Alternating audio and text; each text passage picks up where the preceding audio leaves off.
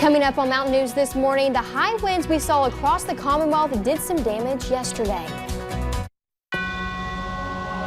Dedicated to eastern and southern Kentucky, this is WYMT Mountain News this morning.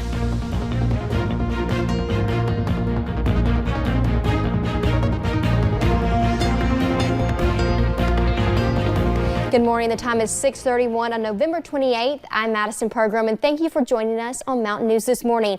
And on this Thanksgiving Day, let's go straight to Brandon. Brandon, it's going to be a good day. We've talked all about food and everything else this morning, but spending time with family is a good thing too. Right. Exactly. Yeah, I have family coming in from across the country, so we got some first-time viewers here this morning, I'm sure. That's right. Listen, we take everyone. We appreciate them watching this morning. And listen, good morning to everybody because it is Thanksgiving. A lot of folks are going to be up. Probably some cooking already going on, or at least some meal prep, and then some people traveling, getting up to head off to family's house. Let's take a look, see what you're looking at weather-wise as you head out the door. A few clouds this morning. A few more have started to develop in here, but still not too bad as we head out. We're also seeing temperatures that are pretty chilly this morning. 39 now here in Hazard, to Ashland at 40 is our warmest spot in the region. 31 in Monticello, our coldest spot. 33 in London, 35 in Jackson, 37 in Pikeville, Prestonsburg, 33 in Harlan, and 35 in Middlesboro. Across the state, 35 in Paducah, 38 up to our north in Cincinnati, 39 in Louisville, Lexington at 37,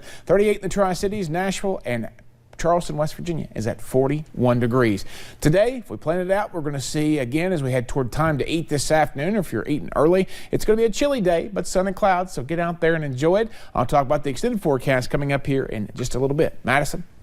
Thank you, Brandon. Well, the high winds we saw across the Commonwealth did some damage yesterday, specifically to power lines. Winds knocked trees into lines, knocking out power for many. In total, about 7,000 people were without power in eastern Kentucky at various parts of the day on Wednesday. WYMT's Connor James talked with crews about the outage. High winds slammed the Commonwealth Wednesday. We've been watching our sister company, our district in Ashland, so they got hit first. Greg Sparkman is AEP's Hazard District Manager. You needing something? High winds caused power problems from Perry to Boyd counties. The outages spanned several counties. At one point, nearly 5,000 people were without power. High wind damage, most of the leaves is off the trees.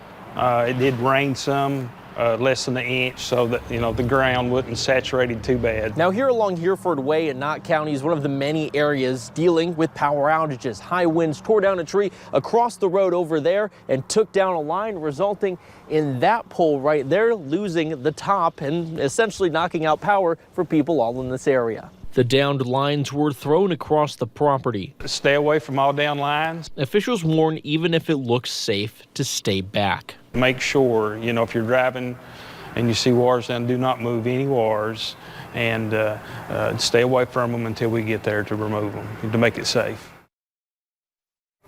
While most areas have had their power restored, some are still waiting. For a full up-to-date map of those areas without power, you can head over to our website at WYMT.com. And those high winds didn't just hit eastern Kentucky. Over in Louisville, strong gusts heavily damaged a radio station's tower. WAKY's transmitter split in half yesterday. Owner said it couldn't have come at a worse time right before Thanksgiving during the busy travel season. They have a lot of listeners and advertising clients that they can't serve. WAKY says they are more than likely going to need a new tower. And speaking of the holiday travel, millions of people hit the road for Thanksgiving yesterday. Out-of-state license plates could be seen all over Interstate 75, and some people tried their best to stay off the highway and take back roads. Many people were traveling more than 7 hours. There were some crashes reported that caused delays for some drivers, and they said construction and traffic was the never-ending story. And the traffic on I-40 was terrible. I mean, there's cops it says the I-40 challenge. There's cops every 20 miles. AAA estimates that more than 49 million travelers are traveling this Thanksgiving, and this is up almost 3% from last year. And as many of you hit the roads, we will keep a close eye on gas prices. Here's what you can expect here in eastern Kentucky.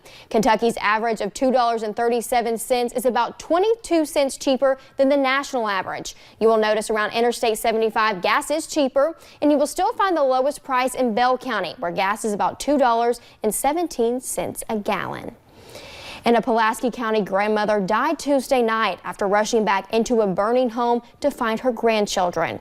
Roxanne North did not know those kids were not in the house at the time. Family members say she rushed in to find them but was severely burned in the process. She died from her injuries, and her granddaughter says Roxanne's selflessness did not come as a surprise. It makes you feel comfort knowing that she wanted to make sure they were okay, and she put her life on the line for them. The family is having a memorial service Saturday at Southern Oaks Funeral Home. And yesterday we learned Porter & Sons Funeral Home in Campton will handle the arrangements for 3 people killed in a weekend explosion. Right now, arrangements for 80-year-old Albert, 52-year-old Philip, and 48-year-old Suzanne Vanderpool are incomplete. Investigators say an explosion caused the home to catch fire. Philip and his wife died in the blast. The elder Vanderpool died at the hospital Monday night. And investigators and the gas company are looking into what caused the explosion. And a Whitley County mother charged in a high-profile murder case will appear back in court in January. Courtney Taylor is accused of killing her daughters and husband. Her trial is currently set for next March, and if convicted, she will be eligible for the death penalty. Taylor's next hearing is January 22nd. And yesterday we learned a judge already ruled a man competent to stand trial in a Martin County shooting case. On Tuesday, the judge heard from doctors debating whether Elwood 6 is competent. He faces a first-degree manslaughter charge, and investigators say Elwood killed Rodney Stepp in 2017. Currently, there is not a trial date. And we now know an Eastern Kentucky woman charged with kidnapping will appear in court. Deputies say they found a missing teen out of the home of Darlene Elliott. They believe she picked him up and then took him to her home. Deputies charged her with kidnapping, and Elliott is scheduled for arraignment on Monday. And a grand jury indicted a man charged in a shooting. Police say Jerry Smith shot a man last month. He faces first-degree assault, burglary, wanton endangerment, unlawful imprisonment, and impersonating a police officer charges. In addition to the shooting, Smith is accused of breaking into a home, restraining 2 people, and holding a gun to someone's head. And yesterday we learned a superseding indictment against a man accused of murder in Knox County. A grand jury indicted Philip Lee Lewis on murder and robbery charges back in the spring. The new indictment adds a persistent felony offender charge, and police believe Lewis is the man who killed Gary Medlin during an attempted robbery at a convenience store. Following his arrest, Lewis told us from jail someone framed him. And in Laurel County, 2 people are accused of stealing a unique lamp. Deputies say they found a Stephen Graves and Tony Day Wednesday morning with a custom-built University of Kentucky billiards lamp.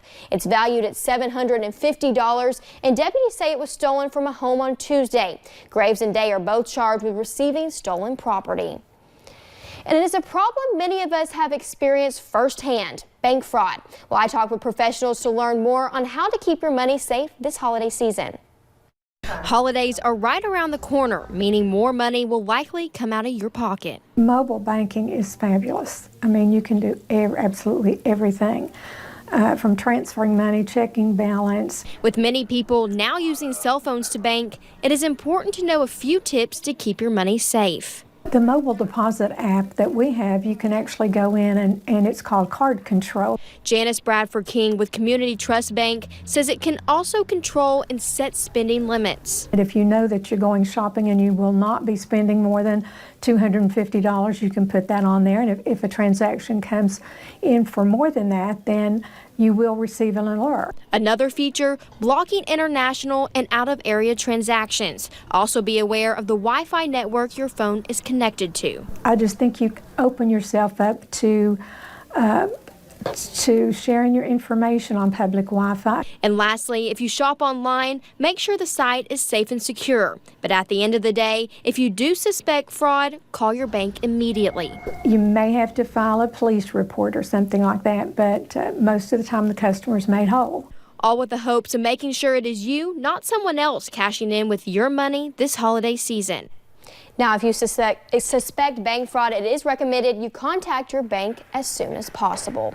And the House Judiciary Committee announced Tuesday it would hold its first impeachment hearing next week on December 4th. The committee chairman invited the president and his counsel to attend the hearing, as well as participate by questioning the witnesses. President Trump took to social media saying he would like to see some of his top officials, like Secretary of State Mike Pompeo and Secretary of Energy Rick Perry, testify during the hearing, but says future presidents should in no way be compromised.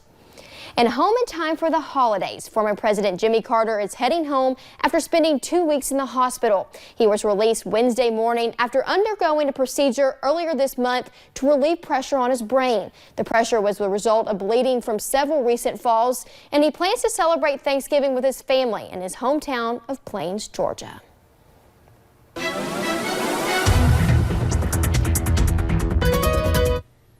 President Carter, the biggest trooper I have ever seen. He's been through so much and still kicking and doing great things at his age. We're taking a look at the temperatures this morning. We're seeing 30s across the entire region there now, except for Ashland at 40, 39 here in Hazard, now 33 in London, 32 Williamsburg, 35 Jackson, 34 Wise, and 33 in Harlan. Wind speeds finally starting to die down. You see the bulk of it off to our east now, but still a 10-mile-an-hour wind speed over in Pikeville right now. Temperature change, it is way down from this time yesterday. We were climbing yesterday morning.